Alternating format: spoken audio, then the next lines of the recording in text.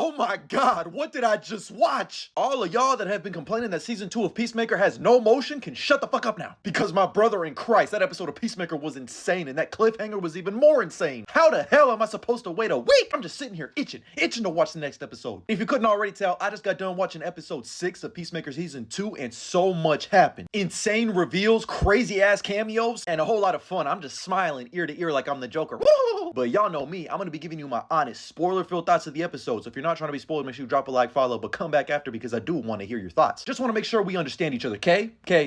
But either way, me and you know what we gotta do. We gotta talk about it. So we pick up this episode with the aftermath of the top trio taking down the kaiju. They're having dinner at a diner, as that's what you tend to do at a diner, when a bunch of fans come up to ask to take a picture. Augie's old ass doesn't know how to work a selfie, so alternate universe Hardcore decides to take the picture for them. But the pictures slowly start distorting, giving us this fucked up image, letting us know that all is not right in this world. And then we get right into the Julian. As we cut back to about 90% of the 11th Street kids, they decide to go to Adrian's house because they don't know what Vigilante's real identity is, which is really smart. And this entire scene was hella funny because Adrian just hates his fucking mama. Of course, she's just a sweetheart. It reminded me of a scene from a movie that I really love called The Watch. In that movie, Jonah Hill does something similar when they go to his house. And it also turns out that Adrian told his mom that he's dating Hardcore. And also that Hardcore is slutty. And he said, what? I wanted to tell her the truth. And she's like, I'm not fucking slutty. But they enter his secret man cave, which turns out he just confiscates all this shit from the crime that he busts. So he has like millions of dollars, a bunch of drugs, cocaine, everything you can name. And he keeps it so that corrupt cops can't get it either. Kind of a noble thing to do. And he doesn't spend any of the money because 1, it's blood money, and 2, it's dirty. But of course, they all try stealing some money before they ultimately decide to put Chris's device to open up a new portal in his closet where, of course, of all fucking people, Vigilante has a Beanie Babies collection. Welcome back, early 2000s. But he said he's stashing them because their value is definitely going to go up in time. So Ads puts the device in the doorway, activates. It does that thing where it blows up and a bunch of cocaine blows onto all their clothing. And that's where we get Economo saying, why don't you flush your drugs down the toilet like a normal fucking person? And Vigilante says, why? So the crocodiles in the sewer system can become druggies too? By the way, does anybody want to quiz me on alligators? Or was it crocodiles? Either way. We pick back up with Rick Flag Sr., who is pissed off that he wasn't able to find Peacemaker. Now he's got even worse news because Flurry tells him that Hardcore and everyone else is gone missing too. And that's when he stops pulling his punches. He says, all right, the enemy of my enemy is my friend. I gotta make a call to Belle Reeve.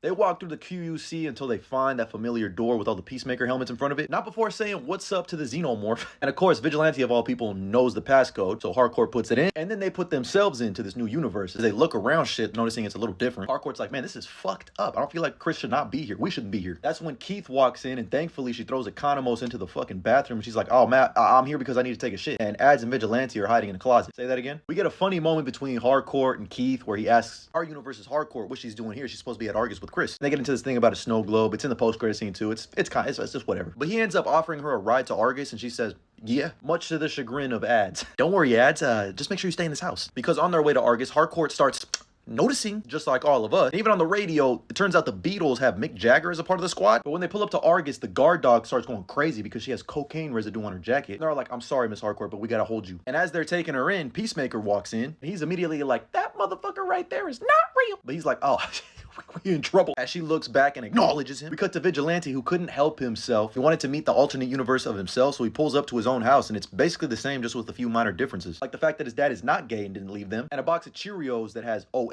at the end, which he's definitely taking with him to the other universe. But even his keys work to his secret lair in this house, and as he pulls up, he meets himself, who for a second, we think is the serious version from the damn books. But Vigilante takes off his mask and says, it's me, it's you, I'm you from a different universe. And of course, he's basically the same fucking person. He's not serious, he's still goofy as shit. And they end up doing the Spider-Man meme. Like, they legit even call it out. They're like, Spider-Man meme, Spider-Man meme.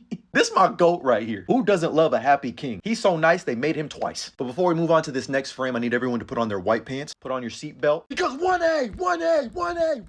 Lex Luthor at Belle Reeve Theory was correct. Turns out Rick Flag Sr. went to go talk with Lex. We actually see has a cane and is struggling to walk, so I'm curious about that because I don't remember him having like a leg injury even after Crypto fucked him up, but I could be wrong. Lex also mentions how there's a bear-sized man with dragon skin fucking a glowing twink. Someone drop a comment on who you think that could be. But this entire meeting is about how Lex can help Rick Flag Sr. with this dimensional thing that Peacemaker got going on. So I'm assuming this is how Lex is going to get out for Man of Tomorrow. I'm telling you, this show's going to have huge ramifications for Man of Tomorrow. But that bald-headed demon always got something up his sleeve, so be careful, Rick. But while that's happening, Chris and Hardcore have a very nice heart-to-heart. She says, we want you to come back. And he keeps telling her that he's in love with her, and he knows that she's not. And he just wants a straight answer on how she feels about him. As Jennifer Holland puts on a great emotional performance. It's also the first first time we see this season that Hardcore starts crying and showing a lot of emotion by saying she can't be with Chris because she's fucked up. And he's like, that's why I love you. And you can just see the turmoil between them. But he's like, I don't want to go back. I have my brother, my dad, everyone here. This universe is perfect. I belong here. She ends up passing the blood test and she's free to go. As we cut back to Vigilante Squared, having a nice little stepbrothers moment. They start asking each other questions and they both end up loving the same thing. Like, what's your favorite Pokemon? I knew that motherfucker looked like he collect all the damn Pokemon. Somewhere Flurry is happy. Did we just become best friends? Yup. You want to go do karate in the garage? Yup. But the Adrian from our universe ends up telling the Adrian from that universe that he's best friends with Peacemaker. And that's when the other universe's Vigilante says that he's his worst enemy. And he's the reason he decided to join the Sons of Liberty. So it looks like that theory was correct too. Please give both of these men chainsaws and mow them down. As we cut back to Rick Flag Sr. and fine shit Sasha. Turns out he makes a deal with Lex to move him from this facility to another one I can't remember off the top of my head. As he says, we're now partners with Lex Luthor. Adebayo decides to go for a walk in this universe and she starts noticing people staring at her funny.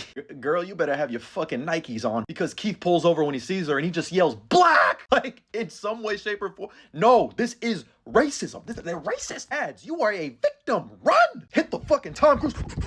As we cut back to Argus with Harcourt telling Peacemaker that this universe is weird. She hasn't noticed any people of color. He opens up one of the flags and of course, looks like the Earth X theory was correct. Bring us over, man, because it's game over, man. Game over. That's when the real Harcourt pulls up and says, well, the real Harcourt, please stand up. Get that woman. That's not me. We then cut to Economos' dumbass who gets caught up by Augie. Augie stabs Economos' hand and says, who the fuck are you? And of course, Economos, being the pussy that he is, tells him everything, including the fact that the Peacemaker from their universe killed his son. So now this motherfucker got a personal vendetta against his alternate universe's self-son. That's when we cut back to Ads running away from those fucking KKK worshippers, which is a clear and obvious callback to the scene from Peacemaker season 1 when he's running away from all the KKK members. But then we cut to black on this episode and end on a fucking crazy cliffhanger. We do get a preview for next week's episode and it shows that Sasha Bordeaux and Rick Flag Sr. are going to meet someone that Lex Luthor specifically wanted them to meet. And I tried to pretty up this image I found. I can almost guarantee it's the guy from Superman who has the glasses, his right-hand guy who knows everything about universes. You know, the one that Mr. Terrific said, I'm goddamn Mr. Terrific. For a second, I thought it was like David Cornsweat and Lex Luthor had cloned him before, but he was just like weak, no powered. But this basically confirms it's that mustache. And oh my goodness, bro, they cooked beyond belief. Now I'm even more locked into this season. Because if these are just the reveals and crazy cameos from this episode, just imagine the next two. Not only do we finally get more Vigilante, we also got some seeds planted for Man of Tomorrow. Blue Dragon is about to be coming. And please, for the love of God, don't let anything bad happen to Ads. The only critique is this episode is too damn short. These 8 episodes are going to end up being like maybe 3.5 hours, 4 hours at most. At that point, it's like, I get it, James. A Peacemaker movie might not do well, but what the fuck? I would have loved to have seen this cut up as a movie in a theater, but I still ain't mad at it because I fucking love this episode. It's easily the best one so far. But let me know what you thought about that episode, my thoughts, theories, and opinions down in the comments below. And as always,